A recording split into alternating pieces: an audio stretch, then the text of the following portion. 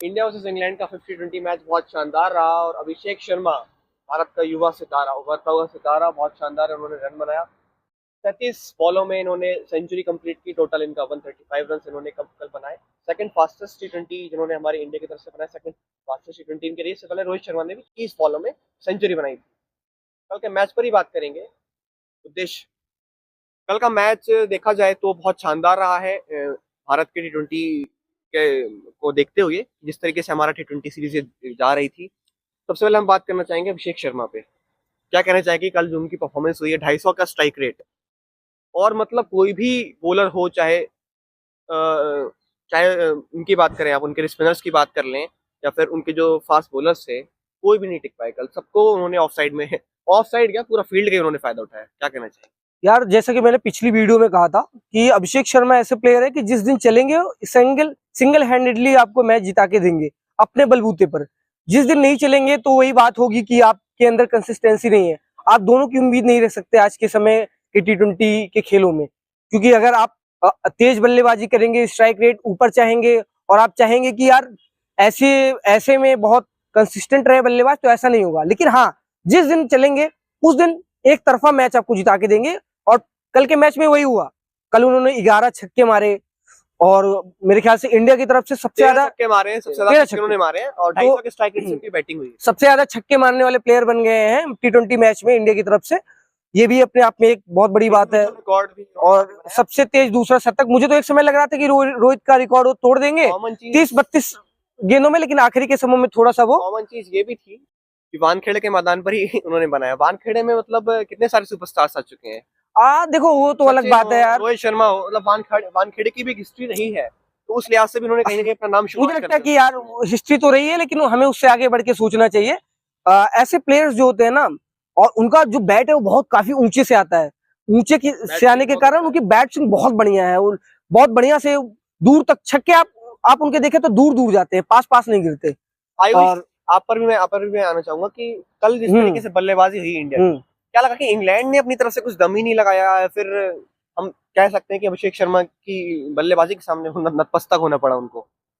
नहीं, बिल्कुल सही कह रहे हैं कि अभिषेक शर्मा ने कल बहुत ही अच्छा खेला, उसमें कोई नो डाउट, उन्होंने बहुत अच्छा खेला। लेकिन हाँ, शुरुआत थोड़ा सा सैमसंग का मैं चाहूंगा कि इस पे पॉइंट नोटिस किया जाए कि सैमसंग की शुरुआत अच्छे दिख रहे थे, अच्छा उन्होंने स्टार्ट लिया, 15 रन बनाए और फिर वो बहुत जल्दी अपना विकेट खो गए, कैच आउट हो गए।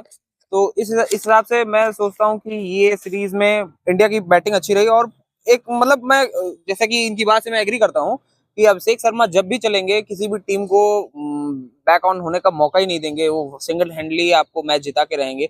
तो ऐसा ही हुआ, बहुत अच्छा टोटल। मैंने ना अभिषेक शर्मा की एक चीज नोटिस करी है, इससे पिछली सीरीज में भी उन्होंने बल्लेबाजी की थी, उतने उनके रन नहीं आ पा रहे थे, बहुत स्ट्रगल कर रहे थे वो। इस सीरीज में उन्होंने खास चीज ये की कि उन्होंने ऑफ साइड पे भी खेलना शुरू किया है। उन्होंने कल ज्यादातर जो छक्के जो उनकी बाउंड्रीज आई ऑफ साइड की तरफ आई, पहले वो लगातार क्रॉस सीम जा रहे थे, उसी चक्कर में वो बाउंसर शॉर्ट बॉल में आउट हो रहे थे। कल ये चीज उन्होंने इसका मतलब बाउंड्री का पूरा इस्तेमाल किया और बैकलिफ्ट का बड़ा अच्छा उन्होंने यूज किया। देखो कुछ रीजंस होते हैं कि मैं तो ये नहीं कह सकता हूँ कि पिछले सीरीज में उनके रन नहीं आ रहे थे और तो ऑफ साइड पे उस प्रकार से नहीं खेल रहे थे, लेकिन एक अंदाज था उनका कि सीमित था कि वो सिर्फ साइड की तरफ खेल रहे थे। जायसवाल और गिल का दबाव भी उनके ऊपर था पिछले सीरीजों में, लेकिन इस सीरीज में उनको पता चला कि नहीं, किसी का दबाव नहीं है, मुझे पूरे 5 मैच मिलने वाले हैं, थर्ड ओपनर टीम में है नहीं, तो ओपनर मैं और संजू ही करेंगे। तो उसका फायदा उन्होंने पूरा उठाया। और ऐसे प्लेयर्स जो होते हैं ना, वो जनरेशनल प्लेयर्स होते हैं। अगले सुपरस्टार आप कह सकते हैं कि वही है, वो है, मतलब बहुत सारे हो सकते हैं, जायसवाल भी हैं, गिल भी हैं उस रेस में, और भी कई प्लेयर्स हैं, लेकिन उनमें अगले सुपरस्टार्स में उनकी सूची में उनका भी एक नाम जुड़ गया है। अभिषेक शर्मा की आपने जनरेशनल प्लेयर की बात की, एक और ऐसे जनरेशनल प्लेयर है हमारे पास, तिलक वर्मा। तिलक तो यार हम पहले बात कर ही चुके हैं कि तिलक ने जिस तरह से वो 300-350 रन लगातार बिना नॉट आउट बनाए, कल भी 26 वगैरह रन उन्होंने बनाए, बहुत बढ़िया। लेकिन मैं यहाँ पे बात करना चाहूंगा शिवम दुबे का।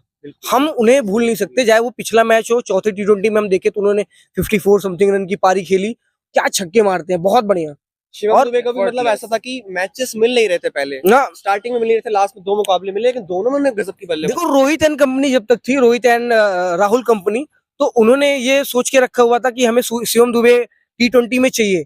लेकिन जब से गंभीर का और स्काई का एरा आया T20 में, तो उनको लगा कि नहीं, इनसे ज्यादा जो है अलग अलग बल्लेबाज हैं, तो अलग अलग इनसे बल्लेबाज हैं। लेकिन मुझे लगता है कि जो ये आपकी नई टीम होगी ना टी20 की सेटअप में मोस्टली आपको ऐसे प्लेयर्स देखने को मिलेंगे, अभिषेक शर्मा हो, तिलक वर्मा हो, शिवम दुबे हो। और आप एक चीज देखिए, नोटिस करें कि जितने बैट्समैन है मोस्टली आपको लेफ्टी मिलेंगे, सब लेफ्टी। तो एक चीज में जायसवाल भी है इसमें। जायसवाल का भी नाम मुझे लगता है आज के समय T20 में इतने लेफ्टी हो गए हैं ना कि हमें तो राइट ही ढूंढना पड़ रहा है। अगर मैं ध्यान दूं प्लेइंग लेवल में, तो एक स्काई, एक सैमसंग और एक हार्दिक, और बाकी पांचों मुझे जो 8 में बल्लेबाज दिख रहे हैं वो मुझे वही लेफ्टी नजर आ रहे हैं। Tilak Varma and Abhishek Sharma, Tilak Varma, Rinku Singh, then Shivam Dube, Axar Patel, Washington सुंदर, ये सभी जो है लेफ्टी हैं। हमें एक चीज हमेशा ध्यान देने की जरूरत है कि जैसे शिवम दुबे हैं, हमें इन्हें बैक करना पड़ेगा। T20 वर्ल्ड कप में भी उन्होंने एक बहुत महत्वपूर्ण पारी खेली थी 29 रनों की। आखिरी में जो उन्होंने 1-2 छक्के और चौके लगाए थे, वो 29 रन बहुत महत्वपूर्ण थे मेरे ख्याल से। हम वो ये रहता है ना भाई कि जब बड़े बड़े दिग्गज सितारे हों टीम में, रोहित शर्मा हो, विराट जैसे कोहली, 2000 हार्दिक पांड्या हो, 2007 उनके कहीं ना कहीं शेडो में आ जाते हैं। 2007 T20 वर्ल्ड कप में जैसे फाइनल में गंभीर की नॉक आई एंड देन रोहित की भी 30 रन की समथिंग की नॉक आई थी, लेकिन हम रोहित की नॉक को भूल जाते हैं। ऐसे हमने शिवम दुबे की नॉक को भूल गए हैं। लेकिन चीज मैं यहाँ पर आयुष आपसे पूछना चाहूंगा, सीरीज तो देखिए हमारी हो चुकी है खत्म, है ना जी। यहाँ से सीरीज से हम क्या हासिल लेकर जा रहे हैं? एक तो हमारा अभिषेक शर्मा, तो मुझे लगता है कि प्रोबेबली अब वो आगे आने वाले आपको सीरीज जो होंगे उनमें देखने को मिलेंगे। लेकिन कहीं ना कहीं जो वीकनेसेस तो नहीं, परफॉर्मेंस के बेस पर अगर हम कहें तो संजू सैमसन और सूर्य कुमार यादव रन नहीं आए। बिल्कुल, मैं इस सीरीज में सबने अच्छा परफॉर्मेंस किया, बैट्समैन फ्रेंडली था तो सबने बैट्समैन ने अच्छा परफॉर्मेंस किया। इसमें देखा जाए तो संजू सैमसन के लिए बहुत नाइटमेयर सा रहा सीरीज, एंड क्या कहते हैं, सूर्य कुमार यादव, दो ऐसे प्लेयर है जो 5 मैचों की सीरीज में कुछ अच्छा नहीं कर पाए। इनको अपने पे देखना होगा, काम करना होगा और अच्छे से कोशिश करनी होगी। लेकिन हाँ, इस सीरीज से मैं आपको जरूर कोशिश करूंगा संजू उसके समी की बारे में, कि जो समी को ये सीरीज इसलिए खिलाई गई थी कि चैंपियंस ट्रॉफी से पहले वो फिट हो सके, तो वो हमको लग रहा है कि धीरे धीरे वो अपनी लय हासिल करने की और शमी का है, ये तो शमी नहीं है, शमी खुद भी मैं इसमें एक बात और शमी खुद भी कई बार ये चीज कह चुके कि मुझे इससे मतलब नहीं फिटनेस, उनकी फिटनेस मैच खेलने के बाद ही होती है। वो मैच फिट तब होता है जब वो मैच रेगुलरली खेलेंगे।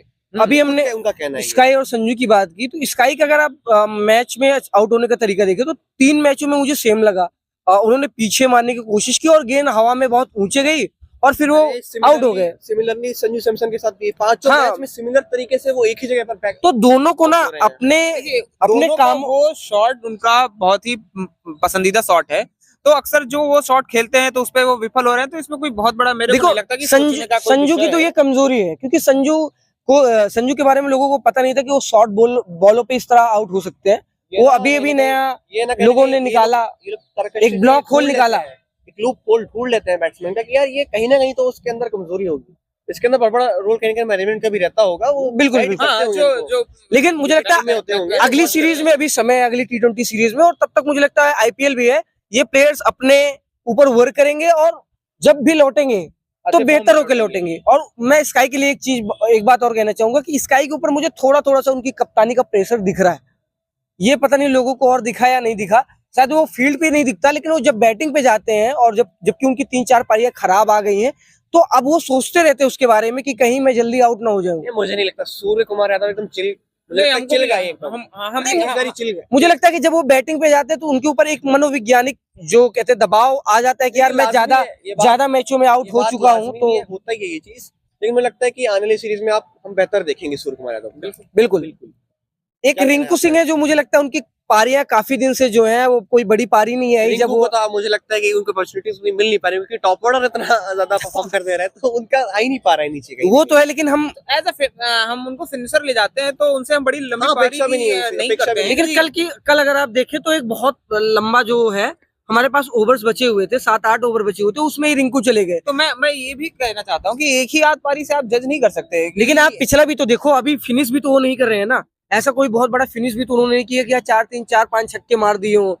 तो आप हाल फिलहाल में हर बार आप 4-5 छक्के के साथ ही खत्म करना। बाकी एक बॉलर, एक मिस्ट्री स्पिनर हमारे बीच में करनी बहुत जरूरी है, जिसका नाम है वरुण चक्रवर्ती। एक नायाब हीरा जो खोज इंडियन निकाला टीम है ने उन्होंने। खोज के निकाला हुआ है। और गंभीर की मतलब ये बात तो अच्छी लगती है कि उन्होंने जिन प्लेयर्स को देखा है, परखा है, उनको वो मौका देते हैं।